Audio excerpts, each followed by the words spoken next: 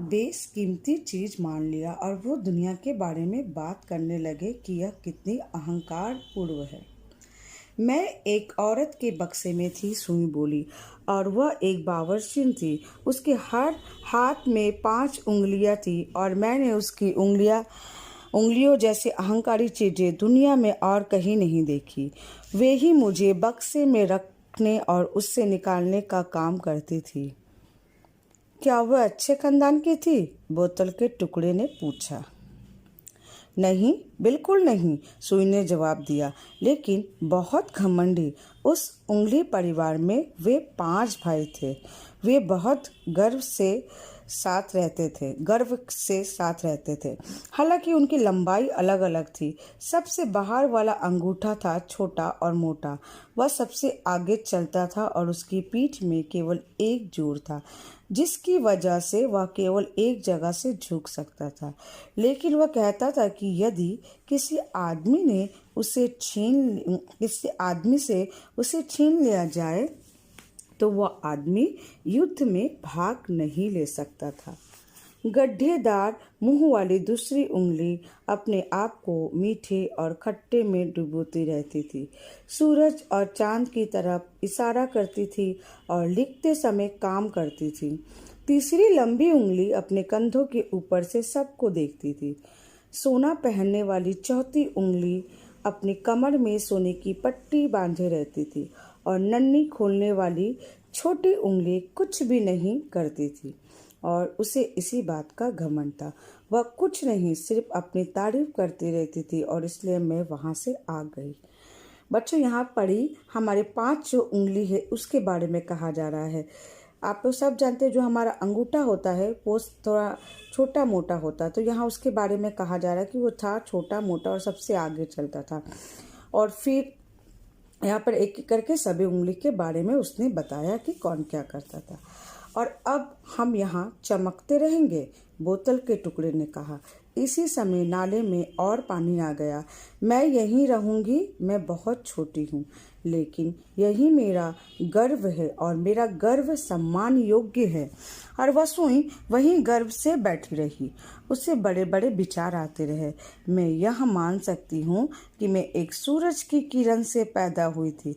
मैं इतनी बारीक हूँ, मुझे सचमुच यह लगता है कि सूरज की किरण हमेशा मुझे नाले के नीचे ढूंढती रहती है।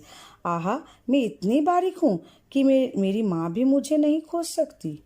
यदि मेरे पास मेरी आंखें होती जो टूट गई है तो मैं रो सकती थी, लेकिन नहीं, मुझे रोना नहीं चाहिए क्योंकि यह भद्र लोगों का काम नहीं है।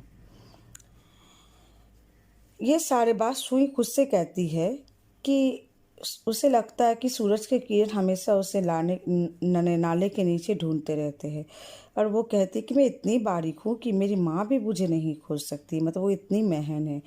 तो वो कह रही कि अब तो मेरी आंखें टूट गई, अगर मेरी आंखें टूटती नहीं तो मैं रो सकती थी। लेकिन फिर अचानक से वो कहती है कि क्यों रोऊंगी, मुझे रोना नहीं चाहिए, क्योंकि रोना भद्र अच्छे लोगों का काम, जो रोना होता है वो अच्छे लोगों का काम नहीं है। अच्छे लोग जो होते हैं वो रोते नहीं है, भद्र लोग। एक दिन उस नाले में गली के कुछ लड़के कुछ खोजते हुए आए। यहाँ उन्हें कई बार पुरानी कीले, 1-2 पैसे या इसी तरह की चीजें मिल जाती थी। यह गंदा काम था, लेकिन इसमें उन्हें मजा आता था। ओह, एक चिल्लाया जिसे सुई चुभ गई थी। यहाँ कुछ है। मैं कुछ नहीं बल्कि एक स्त्री हूँ, सुई तभी बोली। लेकिन उसकी बात किसी ने नहीं सुनी। उसकी लाख निकल गई थी और वो काली पड़ गई थी, लेकिन काला होने से आदमी पतला दिखने लगता है, इसीलिए वह खुद को और भी बारीक मानने लगी थी। वे देखो, अंडा का छिलका तैरता आ रहा है, लड़कों ने कहा और सुई को अंडे के छिलके में घुसा दिया। सफ़ेद दीवारें और काली मैं, अच्छा दिखता है, सुई ने कहा। अब कोई भी मुझे देख सकता है। मुझे यही चिंता है कि पानी से मेरी तबीयत खराब ना हो जाए। लेकिन वह अच्छी भली थी। यदि किसी का लोहे का पेट हो और वह यह ध्यान रखे कि वह आम आदमी से थोड़ा अलग है, तो पानी में किसी की तबीयत खराब नहीं हो सकती। मेरी तबीयत ठीक है। जो जितना बारीक होता है उतना ही परेशानियों का सहन कर सकता है। चटाक, अंडे का छिलका टूट गया क्योंकि उसके ऊपर से एक हाथ ठेला निकल गया था। हे ईश्वर, कोई किसी को कैसे कुचल देता है? सुई बोली। मेरी तबीयत खराब हो रही है, मैं बीमार हो रही हूँ। लेकिन मेरी तबीयत खराब हो रही है, मैं बीमार हो रही हूँ। लेकिन उसकी तबीयत सचमुच खराब नहीं थी।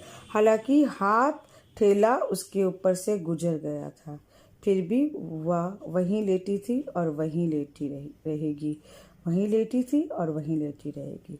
बच्चों, ये थी एक रफ़ू की सुई की कहानी, जिसके दिखाया गया है कि उसके जीवन का जब यात्रा शुरू हुआ तो उसे किस किस संघर्षों का सामना करना पड़ा और किससे किससे मिलना पड़ा। उसे जीवन में अपनी इस यात्रा में क्या क्या देखना पड़ा और क्या क्या संघर्ष करना पड़ा। अब देखो बच्चों, आप लोग इसको घरों में फिर से पढ़िएगा तो ये आप लोगों को और भी अच्छी तरह से समझ में आएगा। और देखिए तो इससे शिक्षा क्या मिलती है हमें? जीवन के संघर्ष में सभी को अडिग रहना चाहिए। हाँ बच्चों, आपके जीवन में भी अगर कोई संघर्ष आए, कोई तकलीफ, दुख, तकलीफ, कष्ट आए तो पीछे नहीं हटना चाहिए, बल्कि अडिग होकर बिना हिले डुले उसका सामना करना चाहिए, बिना डरे हुए, और हर संघर्ष से लड़ना चाहिए और जीतना चाहिए। ठीक है?